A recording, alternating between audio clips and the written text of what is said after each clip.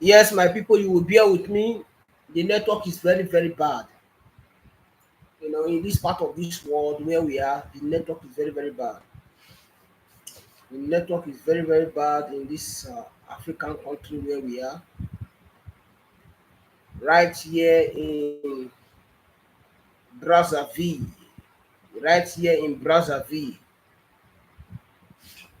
The network is very, very, very bad. When I mean bad, I mean bad. So you just have to bear with us.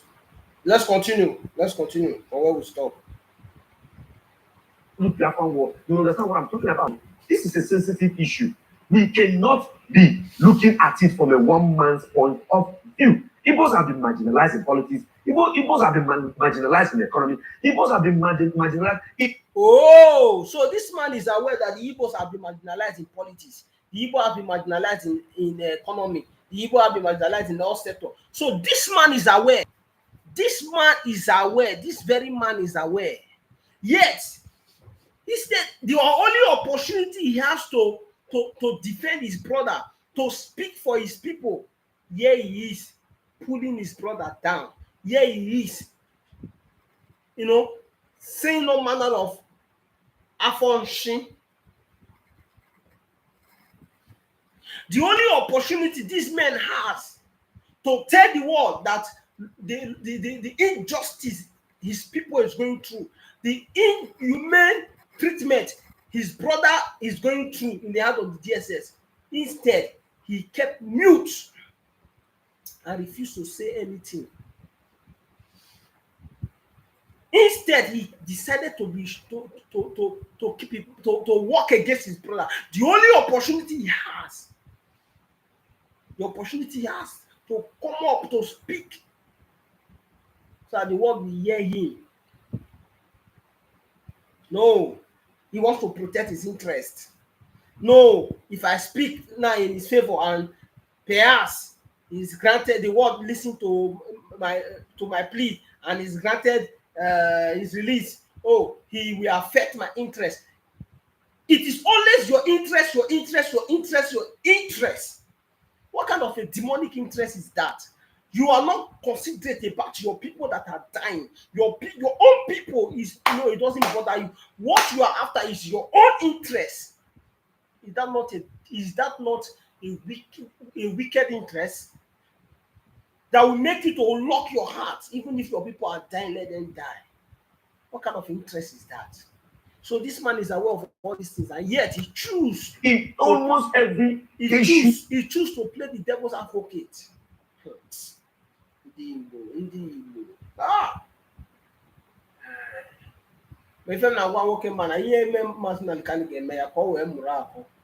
continue. That borders politics in Nigeria. One man cannot just rise and take us out of this whole challenge. We need unity. Is that the reason why you people are fighting against him? One man cannot just rise. You have been repeating this word repeatedly. One man cannot just rise. One man cannot just rise. One man cannot just rise. One man cannot just rise. Is that the reason why you people are fighting him? Is that the reason why you people are trying to pull him down? Is that the reason why you people are doing everything humanly possible to make sure he remains where he is? Because he is because you feel that he wants to do it and take glory. If you feel you can do it, come on, put on Obobia Meya. Ekedogie eriri n'ukwu. Ekedogie eriri n'ukwu. You dey tie your waist. Ekedogie eriri n'ukwu. Ịma na ị ga-enwe ike ime ya, ịpụta bịa mee ya. One man. If you can do it, come out and do it and let the people see. Not you cannot do it. You are not supporting him. Who is doing it, and yet the only thing you can do is to come out and castigate the man that is doing it. Let's continue. All hands to the object. We need our people to rise up and support this cause and give it the necessary backing that is required. Okay, now talking about the prolonged pre-trial detention, what do you think? What impact do you think this thing has on, particularly the rights of the accused individual? Because it's just so prolonged. What do you think? Look, this prolonged litigation and incarceration is designed to break his spirit. That's the only thing. You cannot kill him. They are targeting at his spirit. Listen very well to what this man has to say. This place is very vital. So this man is aware of all these things. He's aware. He's aware.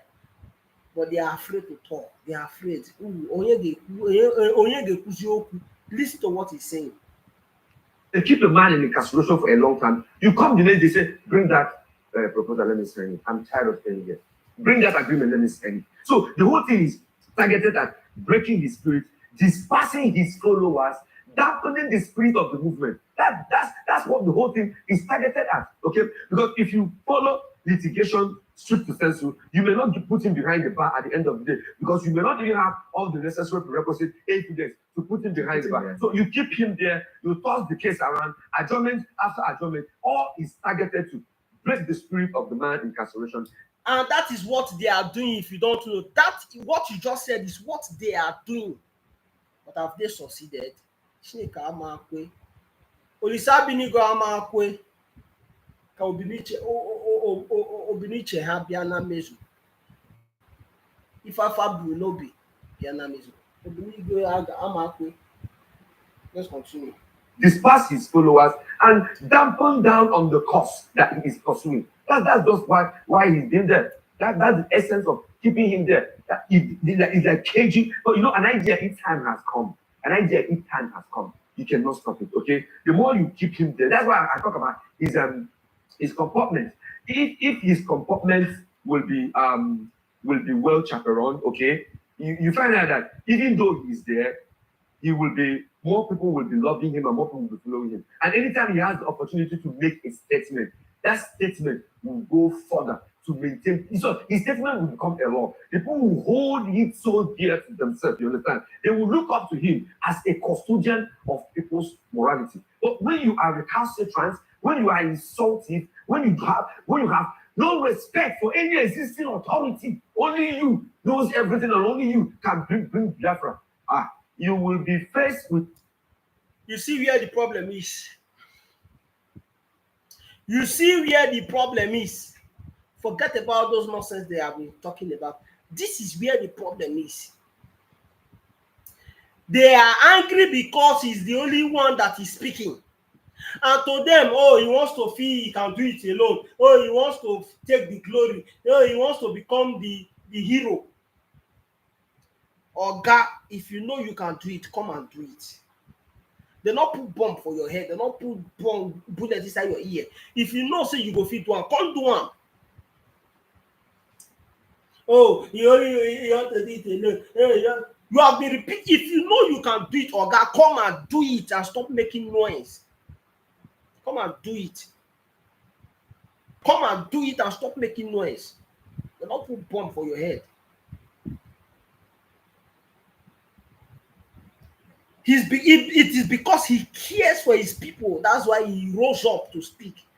Is it today they started marginalizing the Igbos? Where were you? And what have you done? Where were you and what have you done? Because somebody has risen up to speak. You will not come up, you think you can do it. Hey, Oga, if you feel you can do it, come and do it. Now stop making noise. They kind of challenge, you understand, that will match your threat. Okay. Okay, go on. So I think on a final note, I want to ask is what you think the future of this case will be. He has been incarcerated for 30 months now. What is it looking like it's going to happen in the near future? And what will be the impact of this prolonged, if this continues for another 5 months, 10 months, 30 months more, what do you think is going to, how is it going to impact the South? The future is very bleak. It's very unpredictable because the feelers out there is that no judge wants to put down. That's why the matter keeps coming back to justice. No judge wants to take that matter because it's a very sensitive issue that if you are handling it, you are not even sure you are.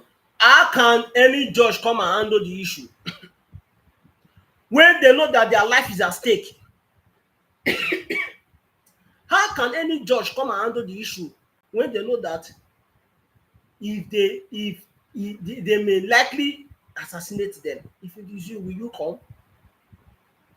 That is the problem now in that country called Nigeria.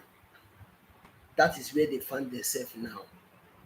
Because who is going to talk? Who is going to speak? That is where they find themselves now. Onye ọbụla na-azọ isi ha. Onye ọbụla na-azọzi isi ya kịta. Onye ọbụla na-azọ isi ya. Who will speak?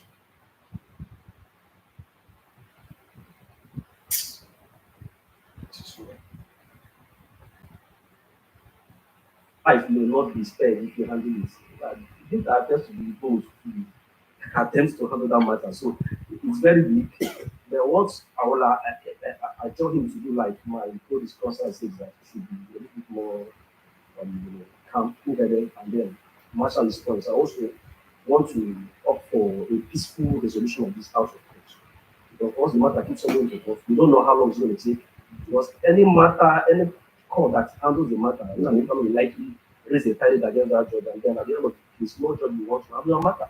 The matter comes to your family and say maybe you are a thief, you are a criminal. And then if he raises such allegation, the judge will hands off. Hands off. If you be The character of the person here is of high essence. Even those who are coming to help him, he will say something and every agreement and everything will just cut. In case of refusal upon refusal and the case will never get to be heard, and then he continue to stay there. So what I'm opting for, I'm preaching for a peaceful settlement with them. If you have a peaceful out of court settlement, you have to be able to play ball. Yes. So you have to be able to play ball, calm down, come on, and then let's see how we do it from there. Exactly. I adopt what my learned colleague rightly pointed out because with special. That is here the learned colleague who be illiterate. Akpakara tinko. There's nothing like learned colleague in what people are saying. People are illiterate. When you think a learned colleague, stop that nonsense. And a boogine comport yourself. And a boogine comport yourself. Comport yourself. No olembe. Olembe can't get comport to your way out. Or by ebufu ya call ebuzie ya call ga comport your way. Chineke ekworo. What kind of a people is this? Let's continue. Arrangement, the devil can see God. Okay, there is nothing here that has. Oh, this is Nigeria. I'm coming. With special arrangement, the devil can see God. Look, let me tell you something. When you put a kind of a proposal or an agreement before a man, it may not reflect everything you want initially, but because of your safety, because of your health, because of the movement you represent, you can put something down. I agree with him. Let there be an off-court agreement. It may not contain all that he wants, but there's a way you can revisit it with other leaders, and there's a way you can amend it. There's a way you can keep your own part of the bargain, and the government can drop down on let the loosen up a little bit on you for you to gain your freedom. Now the cannot realize or get Biafra while he's in incarceration. So the first thing first, he should change his behavior and look at how he can use options like out of court settlement to get himself out of there. And like you rightly pointed out, if not this, if he continues on litigation, the future is really, really dark. It's dark for him. He might even be there and people will finish in 8 years or 4 years, and another president will come in and he will still be there. They will play him like a pawn. As long as he keeps on shouting at judges, as long as he keeps on raising his voice and not agreeing on anything, they will play him like pawn until probably who knows what can happen. So do you agree with Oga? If anyone na-ajụ gị bụ oge niile a ọ na-agbachi nkịtị na-ekwuru odu gbachi nkịtị ka ụlọikpe ka iwu ji ụlọikpe ka o nwee his guys letting this wee kọwa ya kịta na all those times that he has been keeping quiet for the rule of law to have its course. What has happened? What happened? That is my question to this all this Umokoko. What happened? Did they treat him well? Did they treat him fairly? Is it now that he decided to talk and complain about the injustice? that they will not treat him well. People are nonsense. His statement that the poor knowledge of the law is what's killing Nigeria. You see, poor knowledge of the law is a statement. We have poor knowledge of is a global statement. You have to narrow it down to certain things. Poor knowledge of the law. No. Look, he can tell you Nigeria is one of the countries that has the highest legislation ever passed in the whole sub-Saharan Africa. So it's not about law, it's about implementing those laws. It's not about knowing the law. No, it's about who will tell the cat, who will implement the law. He says something about judges not being bold to taking down the kind of case. But this is the kind of cases that make judges. This is the kind of case the judge can say, bring it, let me take it, okay, and become that judge that took this case. But who will bear the case? So it's not necessarily poor knowledge, We but have the security. lack of So implementation. those that interplay with this, so they're not going to judge handle the case. You know that this our security is not guaranteed. It's not guaranteed. That is the fact. So you may end up doing the matter at the end of the day. And maybe the president have already told them that you must convict this man. And they don't. You have Like somebody rightly pointed out that if the case continues and ends, the person who wins the case might be the person who loses. You get that? You get that? Okay, I think I have a final question. Before you ask your final question, because I think Barry Chichoge was the one that talked about it's not just even about him, it's also about his boys. His boys are willing, they are ready. They're ready. You know, see, he cannot come and tell them that we are settling. He has told them that it's Biafra or death. So you must give them Biafra. So and so we hold that point, and then you also said something about if he doesn't comport himself, or if he continues to shout at judges and whatnot, before you know it, he's going to see himself spend another 4 years, another administration will come and go. But how do you now think that his boys will take it? Because and you also said something, Barrister Chidi, you said that we cannot remove the IPOB from the insecurity that the Southeast is facing. We can't remove that. And if this continues to happen, how is it going to impact the Southeast? Let me tell you how it will impact the Southeast. If Nnamdi Kanu is not released, if Nnamdi Kanu continues to stay in incarceration, I am afraid he's a passionate person. I'm afraid it may affect his health. It may affect his health. And his boys will go and look for a job. Let me be honest with you. His boys will go and look for a job. Shut up, idiot. You are an idiot. I will call you an idiot. Shut up. Or if you also say the man who can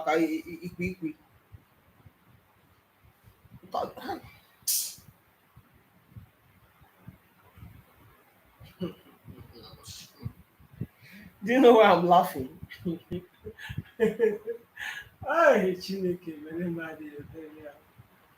Do you know why I'm laughing? Do you know the reason why I'm laughing?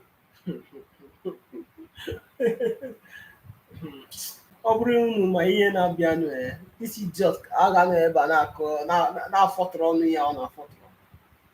Ọ bụrụ unu ma ife na-abịanụ, ọ bụrụ unu nwere idea ihe gara ime kịta.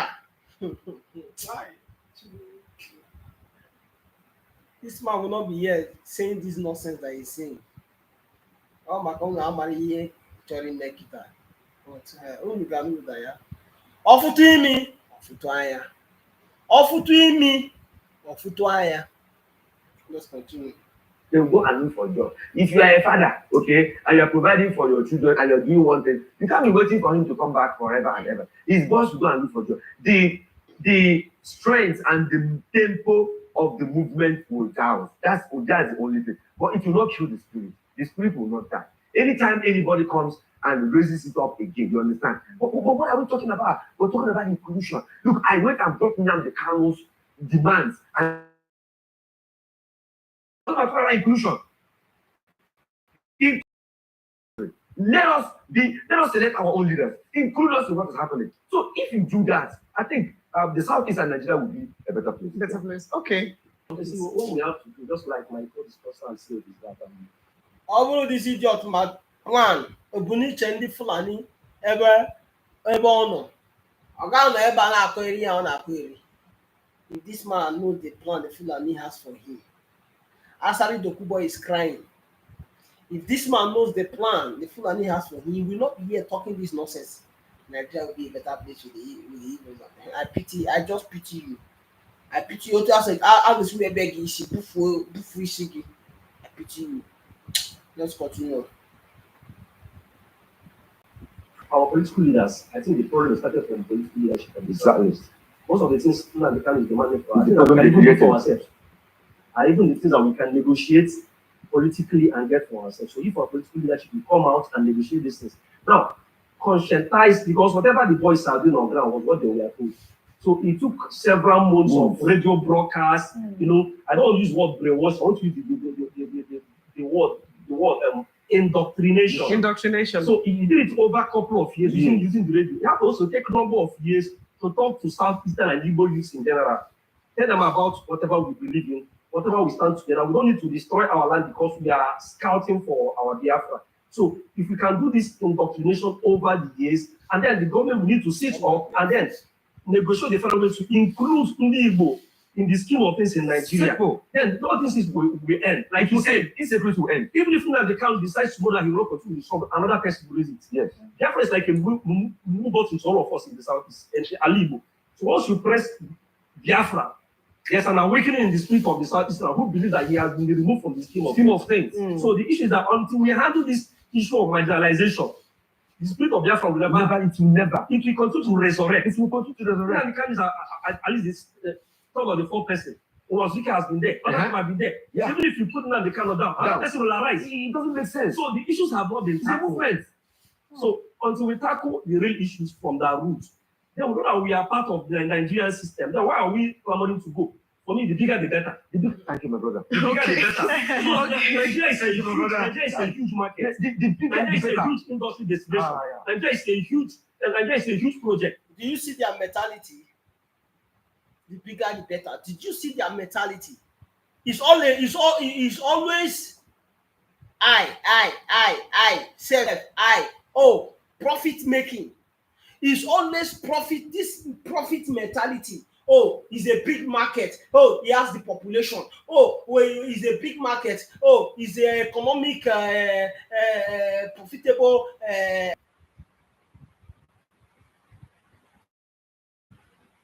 This mindset of I.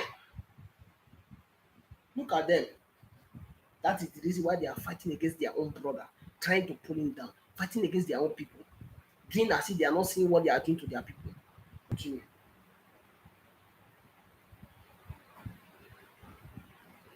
So if you're a person that has a product to market, Nigeria is a massive market. Okay. Then the components of Nigeria, if all of us feel that we belong to Nigeria and we are treated fairly like human beings, who will be opting to leave Nigeria? So all those issues are handled. Then we are cool with it. Honestly, on a scale of 1 to 10, I would prefer to be an Igbo man in Nigeria, okay, than an Igbo man in a Biafra.